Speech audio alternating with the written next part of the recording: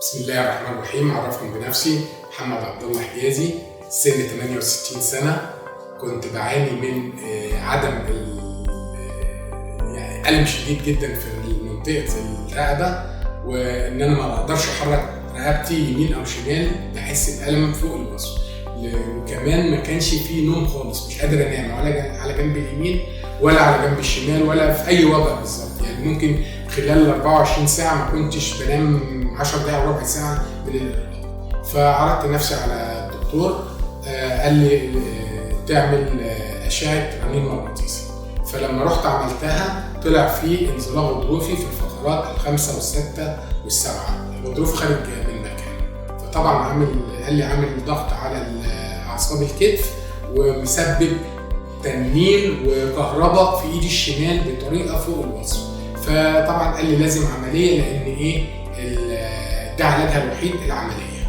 طبعا أنا للسن والظروف الصحية فخايف خفت أعمل العملية، لأن العملية قال لي هتتعمل في منطقة الرقبة هنا، فخفت من العملية. فعرضت نفسي على دكتور واثنين وثلاثة، وصلوا لغاية حوالي 12 دكتور وكلهم أقروا بالعملية. آخر دكتور قال لي بصراحة نسبة نجاح العملية هيبقى ضعيف جدا، وممكن تعمل شلل رباعي لو حصل فيه خطأ. فقلت اتأقلم مع الوضع دوت واشوف. فقال لي انك ممكن عن طريق العلاج الطبيعي تقدر يعني يبقى نص الألم او كده. فالمهم قعدت مع ابني نشوف عيادات علاج طبيعي على الفيسبوك، فكذا دكتور بصراحة شفناهم، ولكن يعني ربنا كان معايا اني اتعرفت على عيادة الدكتور محمد عبد الوهاب اللي هي نو بين كلينيك. فبصراحة حجزت. الكلام ده كان اجازة العيد الكبير اللي فات، حجزت عنده. فحصلت مناقشة بيني وبين الدكتور. بصراحة قال لي لا، يعني حالتك محتاجة عملية.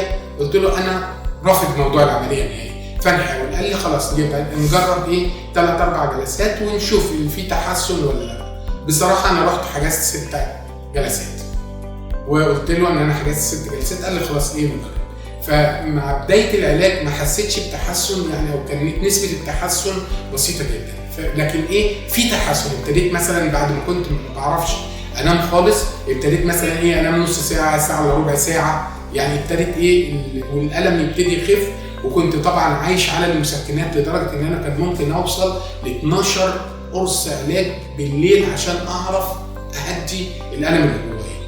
فابتدت بصراحة بعد الجلسة الثامنة احس بتحسن، وابتدى بقى النوم مثلا 2-3 ساعات يزيد، لغاية ما وصلت ل 15 جلسة. بصراحة ابتدت الألم يخف شوية، التنميل اللي كان في ايدي ابتدى يخف، الكهرباء برضو قلت.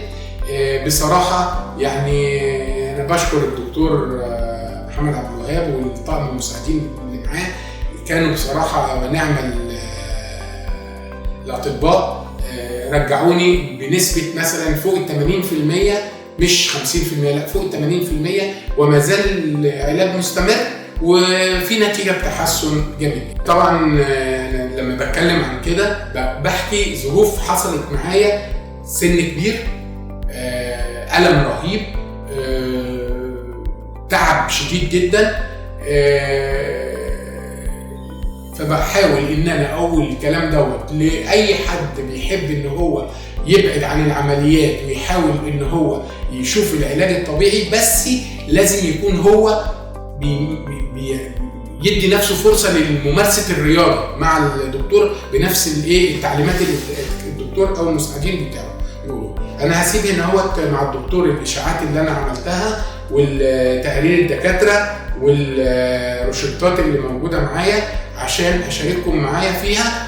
طبعا كان في نسبة تحدق في العمود الفقري من ناحية بين الكتفين من الخلف، فبرضه مع العلاج الدكتور عالج لي الحتة ديت، ودي فعلا من ضمن الاسباب اللي خلت الألم يقل جدا. وكمان علمني طريقة القعاد مع مسكة الموبايل، قعد قدام التلفزيون، قعد قدام الكتابة او وانا بقرا، لازم اكون واخد وضع معين عشان ما تاثرش على فقرات الرقبه، لان مع التكرار القعده الغلط بتاثر على العمود الفقري وبتاثر على الغضروف سواء ناحيه اليمين او الشمال. انا كان مأثر عندي ناحيه الشمال، بس بصراحه يعني ربنا وقف لي الدكتور محمد عبد الوهاب فعلا انه شال من عليا هم كبير جدا اللي هو العمليه اللي انا كنت رافضها رفض نهائي. وربنا يوفق الجميع للشفاء ويبعد عنكم المرض.